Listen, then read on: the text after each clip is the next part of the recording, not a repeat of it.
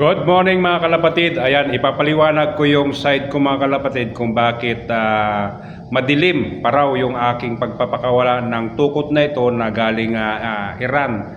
Kasi nga gusto ko maaga pa siyang pakawalan para maaga rin siyang makauwi sa kanila mga kalapatid. Pero actually mga kalapatid, alas 5:41 na yan mga kalapatid. Shout out dun sa ating isang follower na nagsabi na bakit daw gabi pinapakawalan. Umaga na yan mga kalapatid, alas 5 na yan mga kalapatid. Kasi papasok tayo sa trabaho mga kalapatid, sinabay na natin siya sa pagpapatuka. Pero bago tayo pumasok sa trabaho mga kalapatid, chinik uli natin dito sa likuran ng ating barko ay nakita natin mga kalapatid na nandito pa siya. Kaya ayan, bubugawin natin sila mga kalapatid.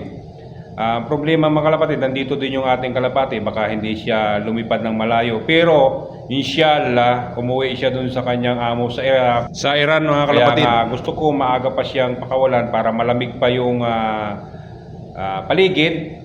Pero sa labas dun mga kalapatid ay maliwanag na. Kasi nga alam mo naman dito sa Saudi Arabia, alas 5 pa lang dito mga kalapatid ay maliwanag na. Pero may ilaw lang kasi, against the light kasi mga kalapatid, kaya madilim yon. Yun ang paliwanag ko dun mga kalapatid. Pero ito mga kalapatid ay lilipad na. Uuwi na ito sa kanila mga kalapatid.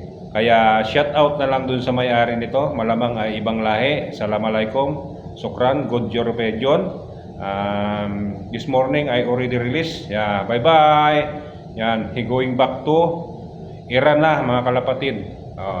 Kung nandito kayo sa Saudi Arabia mga kalapatid, ayan. Maliwanag na dito ang alas 5, alas 4 pa lang sa Saudi Arabia mga kalapatid.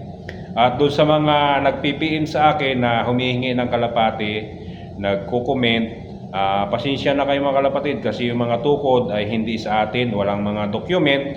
At isa pa ay hindi allowed silang isakay sa helicopter, isakay sa eroplano pauwi ng Pilipinas mga kalapatid. At yung barko namin mga kalapatid ay hindi pumupunta sa Pilipinas mga kalapatid. Itong mga kalapatid na itong mga tukod na hindi na umalis dito sa barko mga kalapatid ay binibreed ko lang, libangan ko pang patagal ng kontrata mga kalapatid.